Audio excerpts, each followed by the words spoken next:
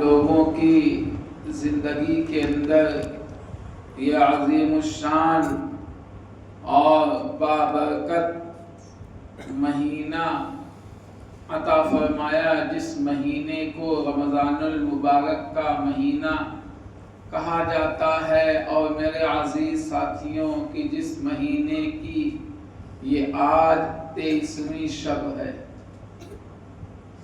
یعنی 22 روزے گزر چکے ہیں، اس مہینے کے 22 ایام گزر چکے ہیں۔ اب مختصر سا وقت اس مہینے کا باقی رہ گیا ہے، مختصر سے دن اس مہینے کے باقی رہ گئے ہیں، اور ہم سب کی زندگیوں سے ایک مرتبہ پھر رمضان المبارک کا مہینہ گزر رہا ہے اور قریب اختتام کو پہنچ جائے گا۔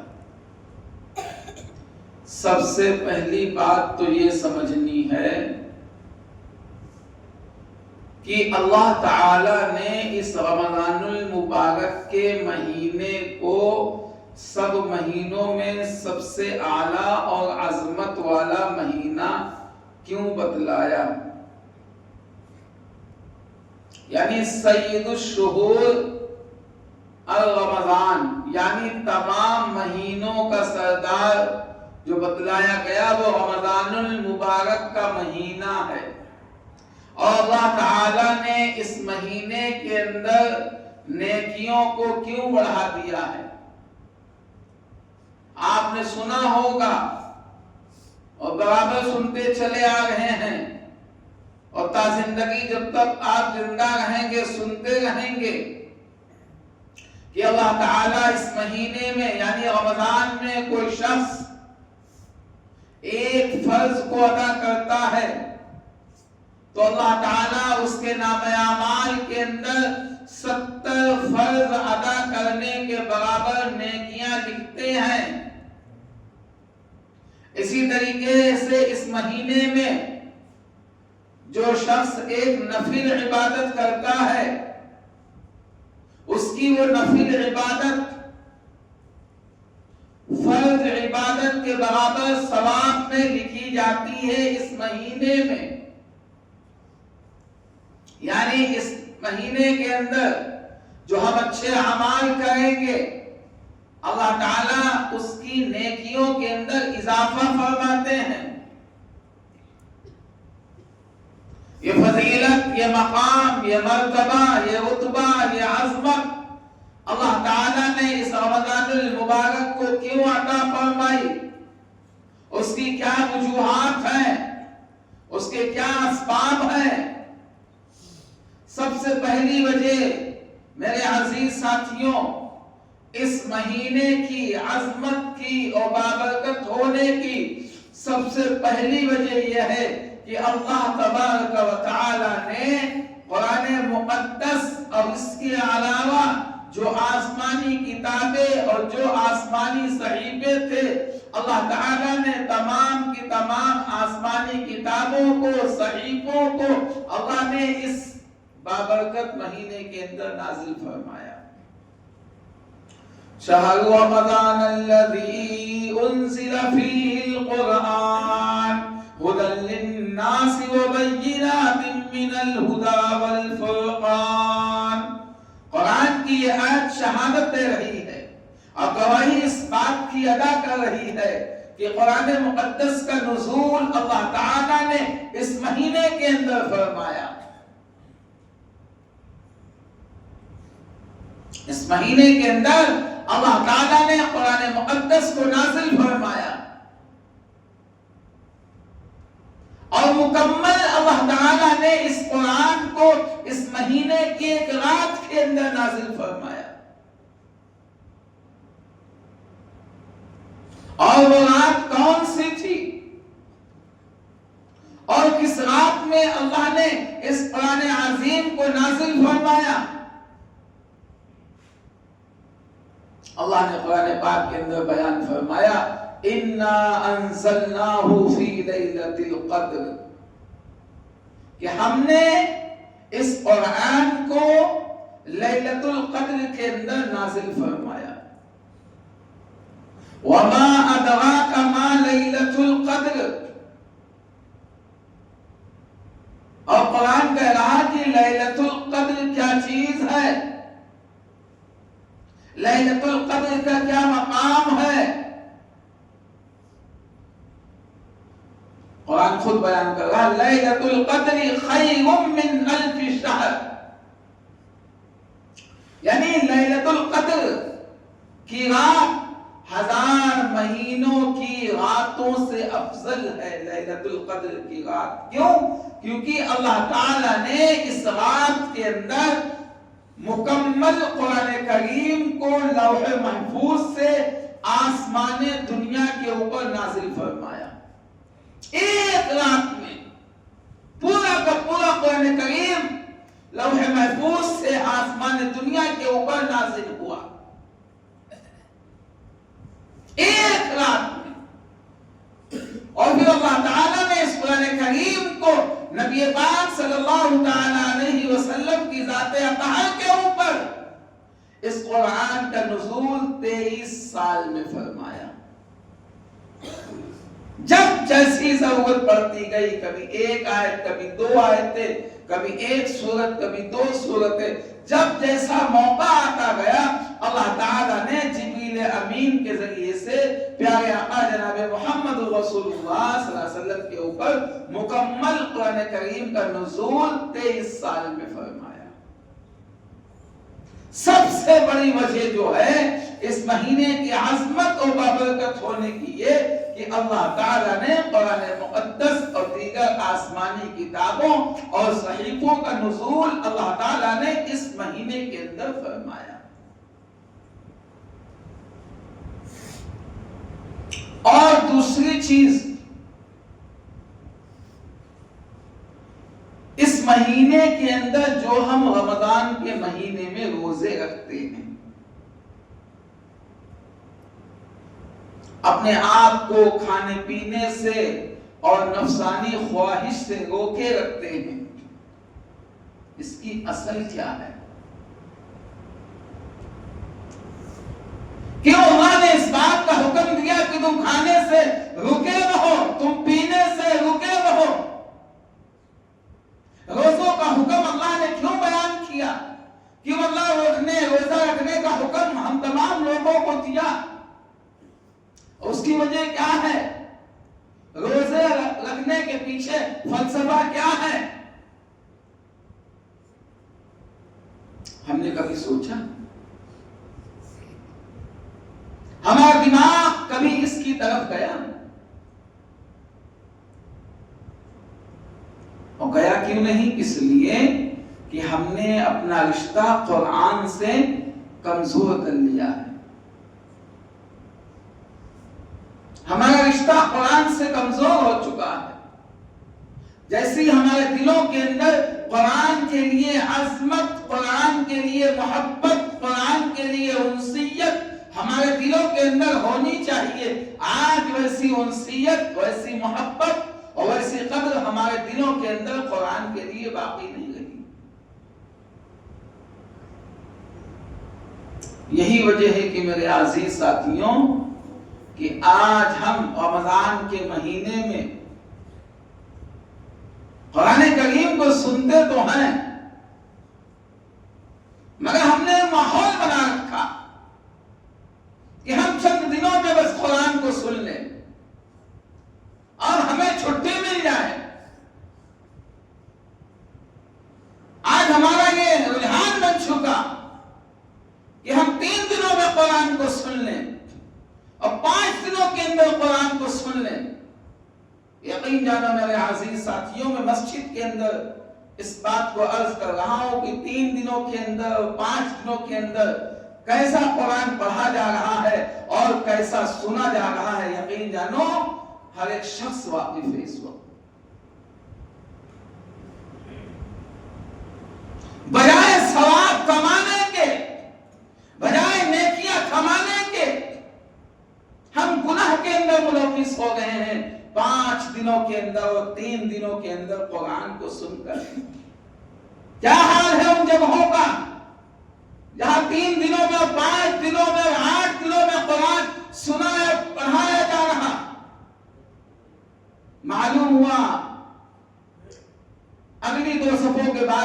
پیچھے جو لوگ نماز پڑھتے ہیں وہ نیت نہیں باندھتے، وہ بیٹھے باتیں کیا کرتے ہیں۔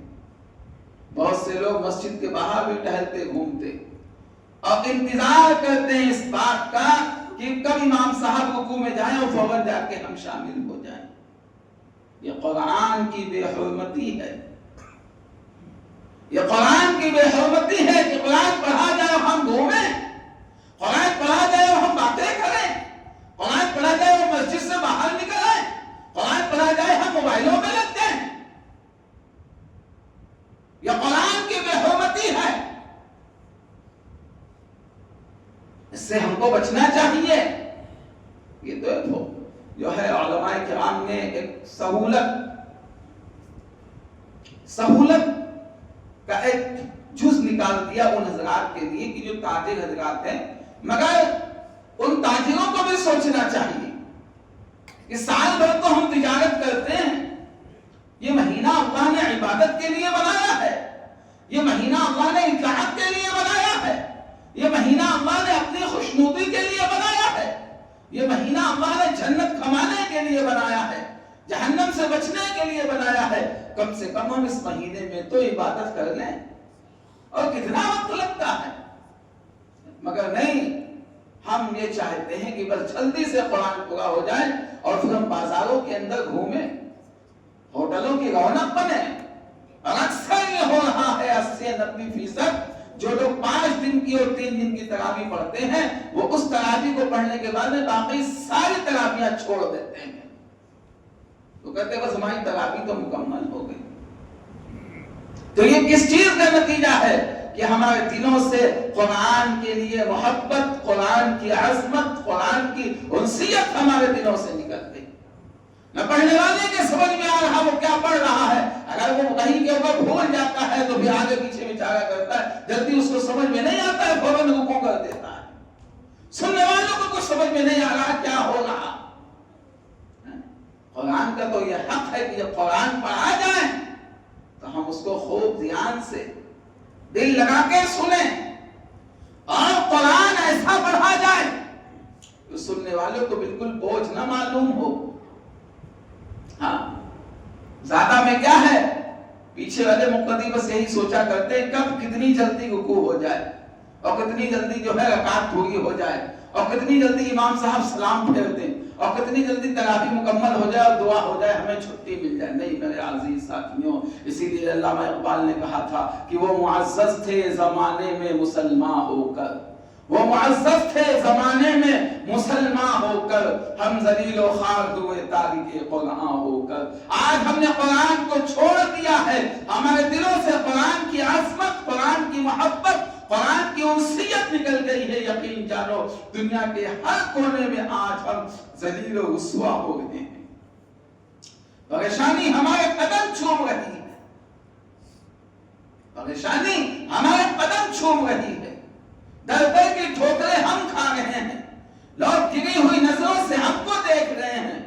دنیا کے اندر بسنے والے لوگ آج مٹانے کے لیے کوششیں ہماری کر رہے ہیں کہ کس طریقے سے ہم کو مٹایا جائے، ہم کو ختم کیا جائے، ہم کو صفحہ ہستی سے مٹا دیا جائے۔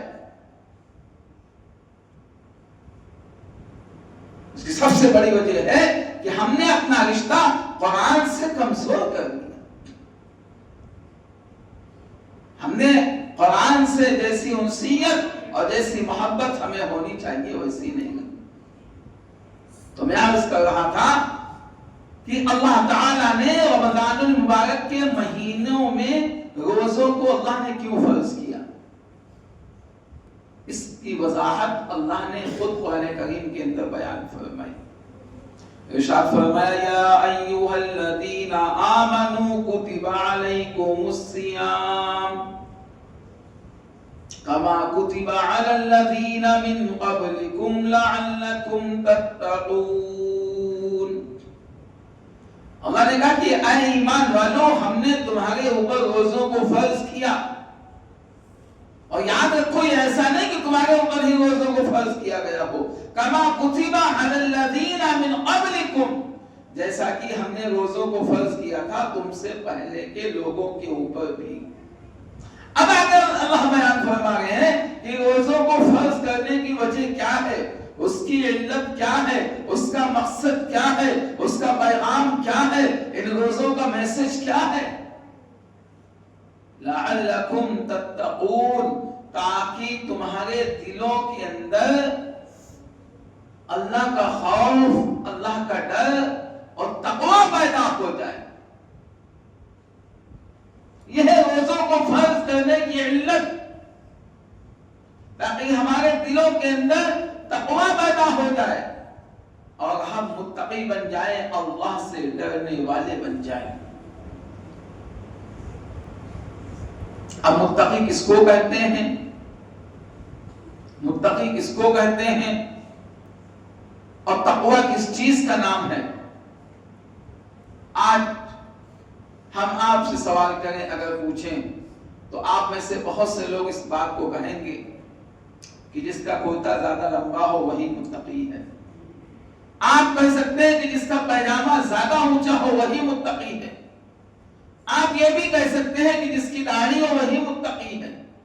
آپ یہ بھی کہہ سکتے ہیں کہ حافظ صاحب متقی ہیں، عالم صاحب متقی ہیں، قاری صاحب متقی ہیں، حاجی صاحب متقی ہیں، اور جو جماعت میں جاتے ہیں وہ متقی ہیں۔ آپ ان تمام چیزوں کو متقی کے سوال کے جواب میں کہہ سکتے ہیں، مگر ہم اور آپ کہنے والے کون ہوتے ہیں؟ جب خود سرکار دو جہاں امام الانبیاء جناب محمد رسول اللہ صلی اللہ علیہ وسلم نے بیان فرمایا، متقی کی تفسیر کو بیان کیا کہ متقی کون ہے اور تقوی کس چیز کو کہتے ہیں۔ ایک مرتبہ اللہ کے نبی پاک صلی اللہ تعالی علیہ وسلم اور آپ کے صحابہ موجود تھے، آپ کے صحابہ موجود تھے۔ اللہ کے نبی پاک صلی اللہ تعالی علیہ وسلم نے صحابہ سے پوچھا کہ تقوی کیا چیز ہے؟ تقوی کیا چیز ہے؟ تقوی کس کو کہتے ہیں؟ آج کل کے ہم لوگ ہوتے تو فوراً اپنی اپنی زبانیں کھول دیتے اور جو جس کے دل میں آتا وہ بتا دیتا۔ صحابہ کرام رضوان اللہ تعالی علیہم اجمعین کی ایک صفت یہ تھی کہ وہ آپ صلی اللہ علیہ وسلم کے سامنے خاموش رہا کرتے تھے۔ اگر کوئی چیز آپ معلوم کرتے تھے، اگرچہ اس کا جواب معلوم ہوا کرتا تھا، مگر وہ اس فکر میں رہتے تھے کہ شاید اللہ کے نبی پاک صلی اللہ علیہ وسلم کی جانب سے کچھ اور علم کی باتیں حاصل ہو جائیں۔ مگر آج ہم نہیں دیکھتے کہ ہمارے سامنے کوئی عالم بیٹھا ہوا ہے، کوئی قاری بیٹھا ہوا ہے، کوئی مفتی بیٹھا ہوا ہے، یا ہم سے کوئی زیادہ جاننے والا بیٹھا ہوا۔ ہم ضرور بولتے ہیں، اور بہت سی جگہوں کے اوپر تو ایسا دیکھا گیا کہ لوگ جو ہیں حجتیں کرتے ہیں اور بحث بھی کر جاتے ہیں، عالموں سے بحث کر لیتے، حفاظ سے بحث کر لیتے، ہم زیادہ جانتے آپ نہیں جانتے۔ یہاں اللہ کے نبی پاک صلی اللہ علیہ وسلم نے پوچھا، صحابہ کرام رضوان اللہ تعالی علیہم اجمعین کی ایک صفت تھی، وہ خاموش رہتے تھے۔ تو پھر جب صحابہ خاموش رہے تو اللہ کے نبی پاک صلی اللہ تعالی علیہ وسلم نے بیان فرمایا کہ التقوی ہاں ہونا۔ اللہ کے نبی کی زبان سے لفظ تقوی نکلا اور اشارہ اللہ کے نبی پاک صلی اللہ علیہ وسلم نے دل کی طرف کیا کہ التقوی ہاں ہونا۔ تقوی کا تعلق انسان کے دل سے ہے۔ سارا فیصلہ ہو گیا، نہ لمبے کرتے سے ہے، نہ چھوٹے پیجامے سے ہے، نہ داڑھی سے ہے، نہ حج سے ہے، نہیں، تقوی کا تعلق اللہ کے نبی پاک صلی اللہ علیہ وسلم نے بیان فرمایا کہ انسان کے دل سے ہے۔ جتنا انسان کے دل کے اندر اللہ کا خوف، اللہ کا ڈر اور اللہ کی خشیت ہوگی، انسان اتنا ہی بڑا متقی اور پرہیزگار ہوگا۔ آج کیا ہے؟ آج اگر ہم گناہوں کے اندر ملوث ہیں، گناہوں کے اندر ملوث ہیں، اور میرے عزیز ساتھیوں، ایسا کوئی گناہ بچا نہیں ہے کہ جو ہماری زندگیوں کے اندر نہ ہو۔ کوئی ایسا گناہ نہیں بچا ہے جو گناہ آج ہم اس روئے زمین کے اوپر نہ کر رہے ہیں.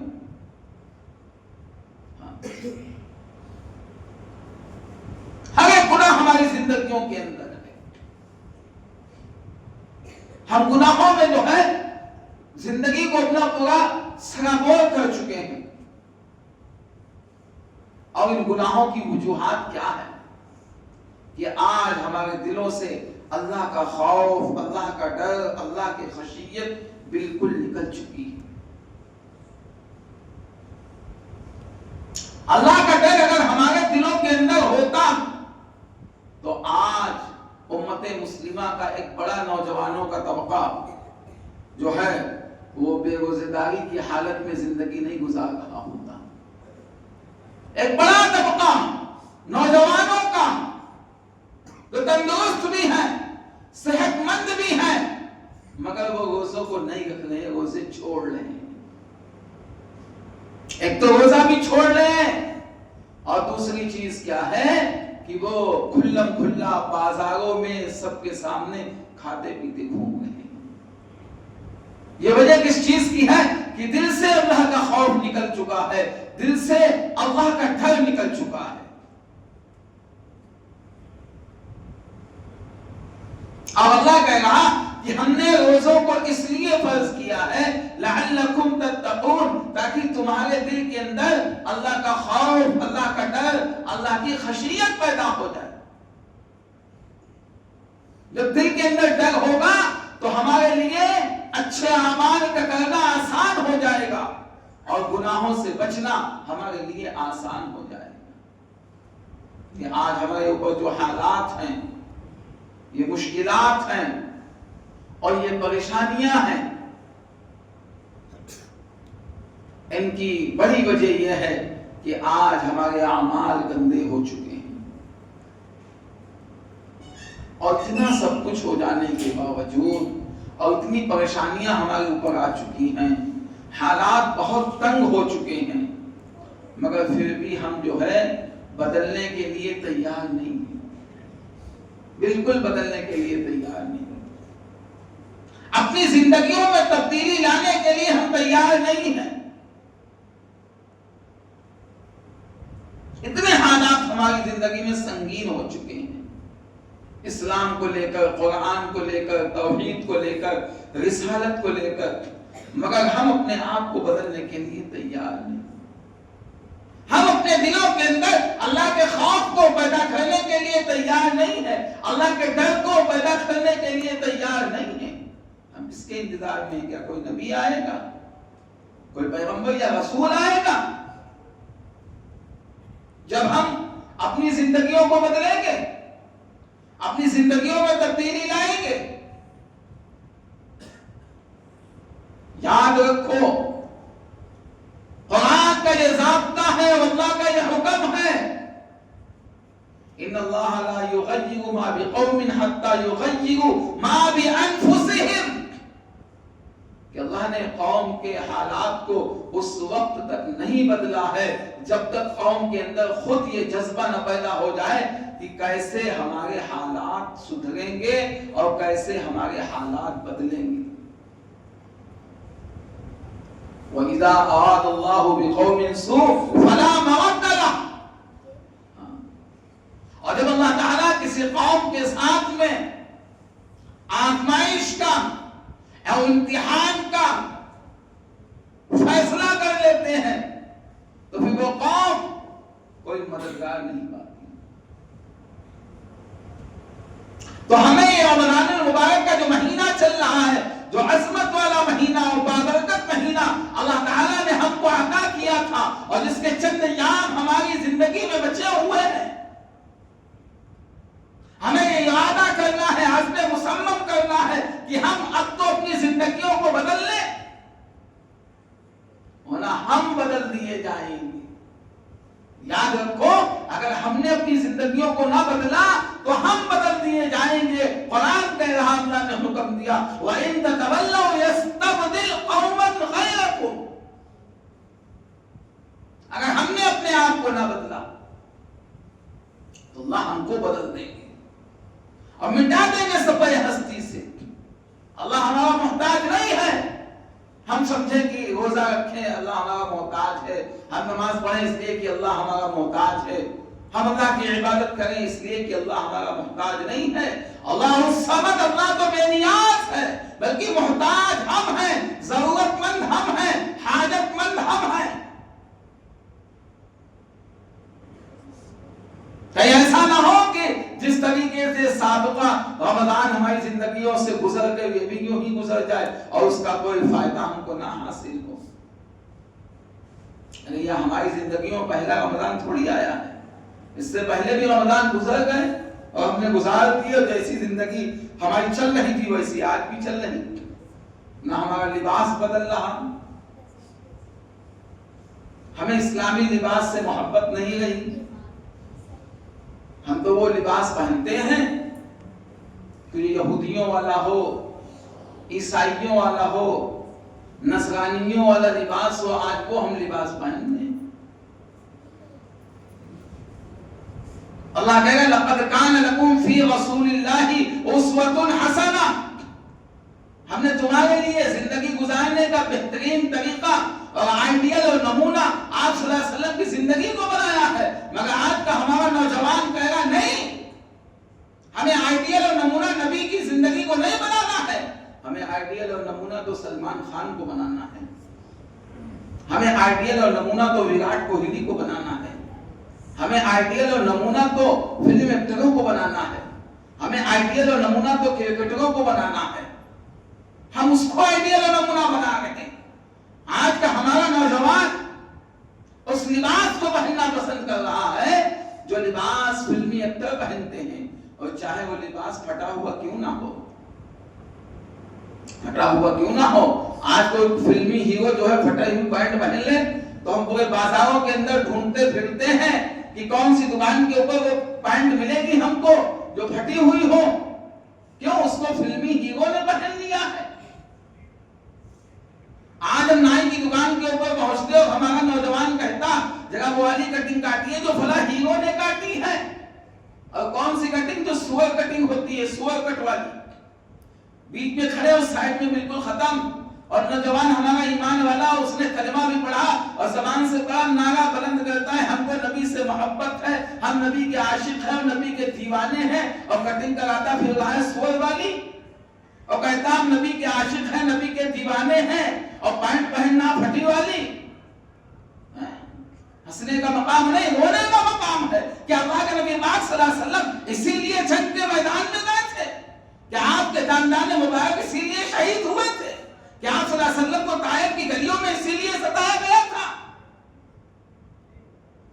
کہ ہم یہودیوں والا لباس پہنے، ہم غیروں کو آئیڈیل اور نمونہ بنائے. کہ آپ صلی اللہ تعالی علیہ وسلم نے جو ہے اپنے اوپر پتھروں کی بارش کو اس لیے سہا تھا کہ ہمارا نوجوان یہودیوں اور نصرانیوں جیسی صورت بنائے. آج ہم زبان سے تو کہتے ہیں نبی سے محبت ہے، نبی سے ہمیں عشق ہے اور نبی سے ہمیں انسیت ہے، مگر ہمارا لباس اور ہمارا چہرہ نبی جیسا نہیں ہے. کیا ہماری عمریں گزر گئی ہیں، عمریں گزر گئی ہیں. ہم کیا داڑھی کی بات آتی کہ داڑھی رکھ لیجیے، کہتے ابھی تو ورنہ ابھی تمہاری عمر کیا ہوئی ہے، ابھی تو ہماری شادی بھی نہیں ہوئی ہے، تھوڑا رک جائیے، شادی ہو جائے تو ہم اس کے بعد میں رکھ لیں گے. ذرا ایمان سے یہ بات کہنا مسجد میں بیٹھ کے کہ جن کی داڑھیاں ہیں کیا ان کی شادیاں نہیں ہوئی یا ان کے بچے نہیں ہوئے. ہم یہ اسے پیش کرتے ہیں کہ مولانا ذرا شادی ہو جانے تو پھر رکھ لیں گے. شادی بھی ہو گئی، بچے بھی ہو گئے، بڑھاپے کو پہنچ گئے، مگر ابھی بھی نبی کے چہرے سے محبت نہیں. ہمیں بڑھاپے کو پہنچ گئے ہیں مگر نبی کے چہرے سے ہمیں محبت نہیں ہے. ہم نائی کی دکان پہ پہنچتے ہیں، نائی کی دکان پہ، اور اس سے کہتے ہیں کہ ذرا کلین سیو کر دیجیے. وہ بیچارہ نائی بھی پریشان، اسے دولت کمانی ہے، اپنا گھر چلانا ہے. کہتا بیٹھیے آپ، اور نکالتا ہے اس طرح. 80 سال کا بڈھا اس کی کرسی پہ بیٹھتا ہے. میں عرض کر رہا ہوں کہ ہم نے اپنے آپ کو کتنا بدترین گناہوں کے اندر ملوث کر دیا ہے. کہ ہمارے دل سے نبی کے لیے محبت، قرآن کے لیے محبت اور اللہ کا خوف، اللہ کا ڈر ہمارے دلوں سے کتنا نکل چکا ہے۔ 80 سال کی عمر ہماری ہو گئی، نائی سے ہم کہہ رہے ہیں کہ کلین شیو بنائیے، نائی بیچارہ جو ہے اس کی داڑھی کو بھگوتا ہے اور بھگونے کے بعد میں اس کی داڑھی کے اوپر استرا چلاتا ہے اور تھوڑا چلاتا ہے، پھر اس کی کھال جو ہے پھسل جاتی نیچے، پھر نیچے لٹک آتی، پھر بیچارہ وہ صحیح کرتا اوپر، بار بار وہ اوپر نیچے کر کے اس کے بناتا ہے کلین شیو۔ سمجھ میں نہیں آتا کہ یہ بڈھا اس بڑھاپے میں کلین شیو ہو کر کس بڑھیا کو دکھانا چاہتا ہے۔ بڑھاپے کو ہم پہنچ گئے، ہمارے پیر قبر میں پہنچ چکے ہیں، کب ہماری آنکھ بند ہو جائے ہمیں پتا نہیں ہے، مگر ہم پھر بھی یہودیوں والا نصرانیوں والا لباس اور چہرہ مہرہ بنانے کے اوپر پڑے ہیں کہ دنیا والے خوش ہم سے ہو جائیں، دنیا والے ہمیں اچھا کہتے ہیں۔ ہم اس چکر میں پڑے، اور بہت سے تو لوگ کیا کہتے ہیں، ارے مولانا ذرا یہ بتائیے کہ اسلام کے اندر داڑھی ہے یا داڑھی میں اسلام ہے؟ یہ اعتراض، یہ سوالات کوئی دوسرا نہیں کرتا ہے، ایمان والا آج کل آ کے مولانا داڑھی داڑھی داڑھی کی بات کرتے ہیں۔ یہ بتائیے کہ اسلام میں داڑھی ہے یا داڑھی میں اسلام ہے؟ آؤ میں مسجد میں بیٹھ کے یہ بات عرض کر رہا ہوں، اسلام کے اندر بھی داڑھی کا حکم ہے اور داڑھی کے اندر بھی اسلام ہے۔ آج ہمارے چہرے میں داڑھی ہوتی ہے تو دور سے آدمی پہچان جاتا ہے کہ یہ مسلمان ہے، یہ ایمان والا ہے، اس نے کلمہ پڑھا ہے، یہ نبی کا دیوانہ، نبی کا عاشق ہے۔ اگر ہمارے چہرے پہ داڑھی ہوتی ہے، کسی اور کی بات نہیں کرتا ہوں، میں نے بہت سے لوگوں کو سفر میں دیکھا، کئی گھنٹے گزر گئے ہیں مگر داڑھی نہ ہونے کی وجہ سے میں یہ فیصلہ نہیں کر پائے کہ یہ مسلمان ہے بھی یا نہیں۔ تو کیا معلوم ہوا کہ داڑھی میں بھی اسلام ہے، ہماری داڑھی سے پہچان ہوتی ہے کہ ہم مسلمان ہیں، ہم ایمان والے ہیں، ہم نبی والے ہیں، ہم کلمہ والے ہیں۔ تو آج ہم داڑھی کیوں نہیں رکھ رہے ہیں؟ کیونکہ ہمارے دل کے اندر اللہ کا خوف نہیں ہے، اللہ کا ڈر نہیں ہے۔ تو اللہ نے روزوں کو کس لیے فرض کیا ہے؟ اللہ نے روزوں کو اس لیے فرض کیا ہے تاکہ ہمارے دلوں کے اندر اللہ کا خوف، اللہ کا ڈر، اللہ کی خشیت پیدا ہو جائے۔ تو ہم اس ارادے کے ساتھ میں اور اس محبت کے ساتھ میں یہ مہینہ گزاریں کہ جو ہے ہمارے دل کے اندر جیسا اللہ چاہتے ہیں ویسا ڈر پیدا ہو جائے۔ یا ایھا الذین آمنوا اتقوا اللہ حق تقاتہ ولا تموتن الا وانتم مسلمون۔ اللہ کیا کہہ رہا کہ اے ایمان والو اللہ سے ڈرو، اللہ سے ڈرو، حق تقاتہ، جیسا اللہ سے ڈرنے کا حق ہے۔ یہ نہیں ہم آپ سے کہیں اللہ سے ڈرتے ہیں، آپ کہیں ہاں اللہ سے تو ہم ڈرتے ہیں۔ ڈرنے کا کیا مطلب ہے کہ ہمارا ہر عمل، ہمارا ہر کام اللہ کے حکم کے مطابق ہو، یہ ہے اللہ سے ڈرنے کا مطلب۔ اور اللہ کہے گا وَلَا تَمُوتُنَّ إِلَّا وَأَنْتُمْ مُسْلِمُونَ، اور تمہارا انتقال اور تمہاری موت اور تمہارا خاتمہ نہ ہو مگر تمہاری حالت یہ ہونی چاہیے کہ تم مسلمان ہو۔ مسلمان ہونے کی کیا مطلب؟ مسلمان ہونے کے صرف آج کل ہم ایک ہی مطلب کو سمجھتے ہیں، اس کو بیان کرنے کی ضرورت نہیں، سب سمجھ گئے ہوں گے۔ ہم اسی چیز کے کھانے کو صرف سمجھتے ہیں کہ یہی مسلمان ہونا ہے، ہاں اسی چیز کو کھانے کو ہم سمجھتے ہیں کہ یہی مسلمان۔ مسلمان ہونے کا مطلب یہ ہے کہ ہم اپنے آپ کو، اپنی خواہش کو، اپنی نفسیات کو اللہ کے تابع کر دیں، اپنی زندگی کو اللہ کی مرضی کے مطابق کر دیں، یہ ہے مسلمان ہونے کا مطلب۔ مگر آج ہماری زندگی کا کوئی مسئلہ ہو، ہم اس میں دیکھتے ہیں کہ ہمارا جی کیا چاہ رہا ہے اور ہمارے گھر والوں کو کیا جی چاہ رہا ہے اور ہمارے رشتہ داروں کا کیا جی چاہ رہا ہے اور کس میں ہمارے گھر والے خوش رہیں گے اور کس میں ہمارے رشتے دار خوش رہیں گے. یہ ہم نہیں دیکھتے ہیں کہ اللہ ناراض ہوگا یا نہیں ہوگا. نہیں، ہم خوش ہو جائیں، ہمارے گھر والے خوش ہو جائیں، ہماری بستی والے خوش ہو جائیں، ہمارے رشتے دار خوش ہو جائیں، سارے لوگ نہ خوش ہو جائیں. ہمارا ہدف تو یہ ہونا چاہیے، ہمارا ٹارگٹ تو یہ ہونا چاہیے کہ ہمارا اللہ ہم سے خوش ہو جائے. توحید تو یہ ہے کہ خدا حشر میں کہہ دے، توحید تو یہ ہے کہ خدا حشر میں کہہ دے کہ بندہ تو عالم سے خفا میرے لیے، پوری دنیا خفا ہو جائے مگر ہمارا اللہ ہم سے خفا نہ ہو، ہمارا اللہ ہم سے ناراض نہ ہو. تو میں عرض کر رہا تھا کہ اللہ نے روزوں کو اس لیے فرض کیا ہے کہ ہمارے دلوں کے اندر اللہ کا خوف، اللہ کا ڈر، اللہ کی خشیت ہمارے دلوں کے اندر پیدا ہو جائے.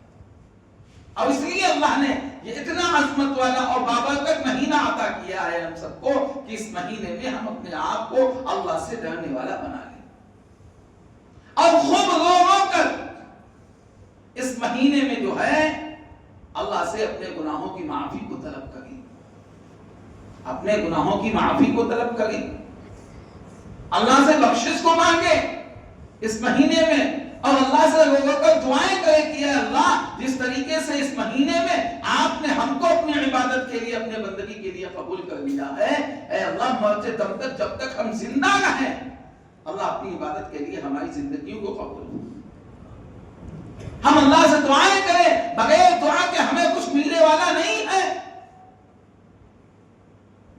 اور اس سے اچھا کیا موقع ہوگا کہ ہم لیلۃ القدر میں اللہ سے دعائیں کریں. اور لیلۃ القدر کے تعلق سے آپ صلی اللہ تعالی علیہ وسلم نے بیان فرمایا کہ لیلۃ القدر کی جس رات میں اللہ نے قرآن کریم کو نازل فرمایا ہے وہ آخر عشرے کی طاق راتوں میں سے ایک رات ہے. 21ویں 23ویں 25ویں 27ویں 29ویں شب ہم ان راتوں میں اللہ کی عبادت کریں، اللہ کی بندگی کریں. اور بندگی کا یہ مطلب نہیں کہ ہم گھوم ٹہل کے ایک میلہ سا لگا لیں اور محلوں کو مسجدوں کو سجا لیں. عبادت کا یہ مطلب نہیں آج شہروں کا ماحول بنا ہوا کہ آج 27ویں شب ہے اور آج 25ویں شب ہے، خوب لوگ جو ہے بازاروں میں اور ہوٹلوں کے اندر گھوم رہے، کیا آج شب قدر ہے، آج شب قدر ہے. یہ نہیں مطلب ہے.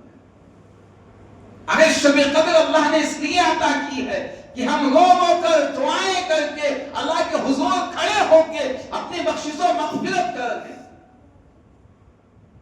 کیونکہ سال بھر ہم پتہ نہیں کتنے گناہ کر ڈالتے ہیں، کتنی نافرمانیاں کر ڈالتے ہیں، ہم اس کو شمار نہیں کر سکتے.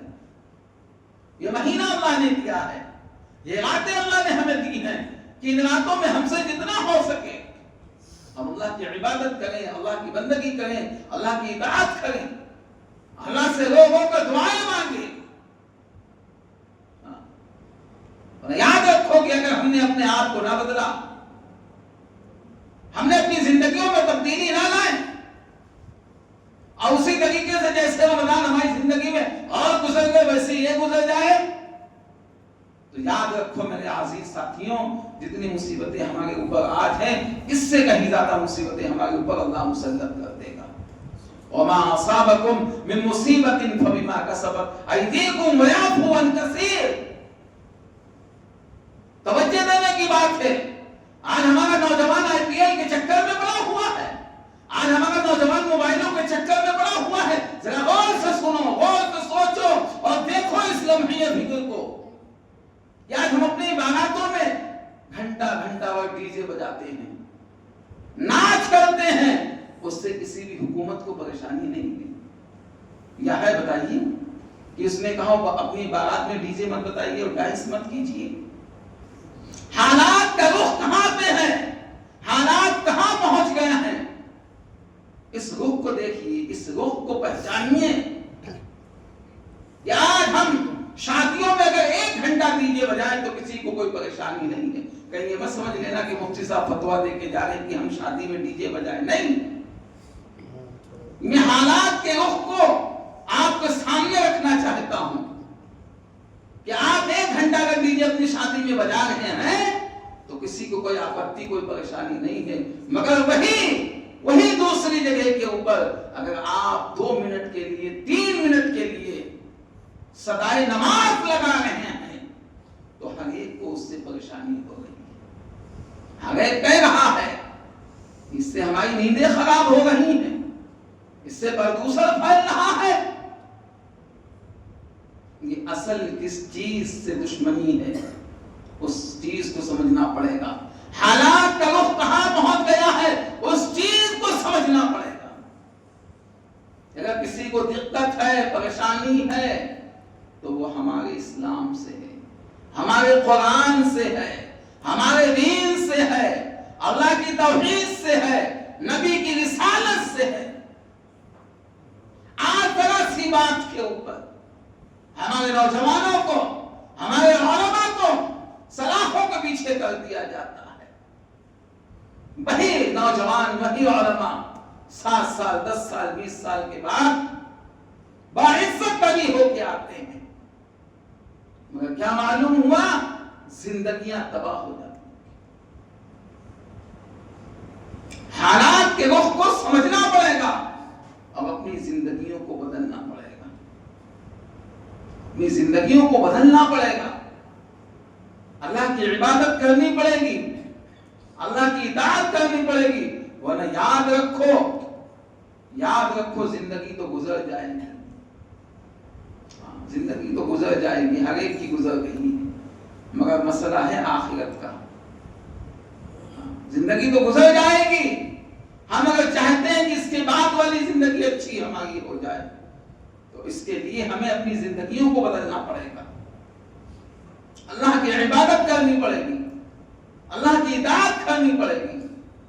آج ہمارے سامنے عالم اسلام کے حالات ہیں، ہم سب دیکھ رہے ہیں موبائلوں کے اوپر، ہم سب جو ہے نیوزوں کے اندر اس چیز کو دیکھ رہے ہیں، خبروں کے اندر دیکھ رہے ہیں، مگر پھر بھی ہم سمجھتے ہیں کہ ہمارے ساتھ میں کچھ نہیں ہونے والا، ہم خاموش بیٹھے ہیں، اپنی زندگیوں کو بدلنے کے لیے تیار نہیں۔ ہم جب تک ہمارے اعمال درست نہیں ہوں گے، جب تک ہم اپنے دلوں کے اندر اللہ کا خوف، اللہ کا ڈر نہیں پیدا کریں گے، تو یاد رکھو اللہ نے کہا وَمَا أَصَابَكُم مِّن مُّصِيبَةٍ فَبِمَا كَسَبَتْ أَيْدِيكُمْ وَيَعْفُو عَن كَثِيرٍ۔ اللہ نے کہا کہ تمہارے اوپر جو حالات اور مشکلات اور پریشانیاں آتی ہیں یہ تمہارے اعمال کی بدولت، تمہارے گناہوں کی بدولت، اور بہت سے گناہوں کو تو ہم تمہارے معاف کر دیتے ہیں۔ وَيَعْفُو عَن كَثِيرٍ، اللہ اگر ہمارے ہر گناہ کی پکڑ کے کرنے کے اوپر آ جائے تو یقین جانو ہم 1 سیکنڈ اور 1 منٹ کے لیے بھی زندگی گزارنے کے مستحق نہیں ہیں۔ ہم سمجھتے ہیں فلاں بادشاہ مسلط ہو گیا ہمارے اوپر، فلاں بادشاہ آ گیا۔ کبھی ہم نے سوچا کہ دنیا کا ایک پتا بھی بغیر اللہ کی مرضی کے نہیں ہلتا ہے؟ یہ ہمارا ایمان کمزور ہو گیا۔ دنیا کا سب کچھ اور نظام کائنات اللہ کے قبضے قدرت میں ہے، اللہ جب چاہتے ہیں اور جہاں چاہتے ہیں اور جیسے چاہتے اللہ کرتے ہیں، اللہ کو کوئی روکنے اور ٹوکنے والا نہیں ہے۔ ہم چاہتے ہیں مشکلات ختم ہو جائیں، حالات سازگار ہو جائیں، تو اس کے لیے ہمیں اللہ کا مطیع اور اللہ کا فرمانبردار بننا پڑے گا، اور اپنی زندگیوں کے اندر اللہ کا خوف اور اللہ کا ڈر پیدا کرنا پڑے گا۔ اور جس مقصد کے لیے اللہ نے رمضان ہمیں دیا تھا، ہمیں وہ مقصد پورا کرنا پڑے گا۔ یہ مقصد تھا اللہ کا کہ تم روزوں کو رکھو گے تو تم متقی اور پرہیزگار بن جاؤ گے۔ اس لیے میرے عزیز ساتھیوں، اللہ تعالیٰ نے جو یہ روزے ہمیں عطا فرمائے ہیں، جو ہم روزوں کو رکھ رہے ہیں، جو ایام بچے ہوئے ہیں، ہم اس عزم مصمم کے ساتھ میں عبادت میں لگ جائیں کہ اللہ اب تک جو ہمارے رمضان گزر گئے ہم اپنی زندگیوں کو نہیں بدل پائے، اے اللہ اب ہم سچے دل سے اور پکے دل سے اپنے گناہوں سے توبہ کرتے ہیں، اے اللہ ہماری زندگیوں کو بدل دیجیے۔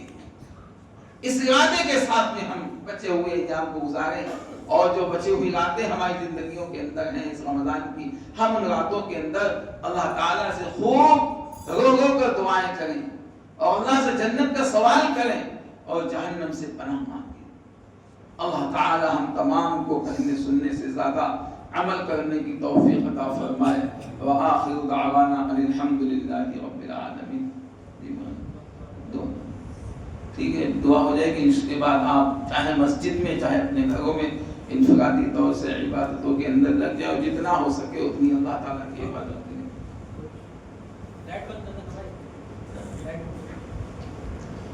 الحمد لله رب العالمين والصلاة والسلام على النبي الكريم. اللهم آتنا في الدنيا حسنة وفي الآخرة حسنة وقنا عذاب النار. اللهم إنك تحب العفو والعافية في الدنيا والآخرة. توفنا مسلما وألحقنا بالصالحين.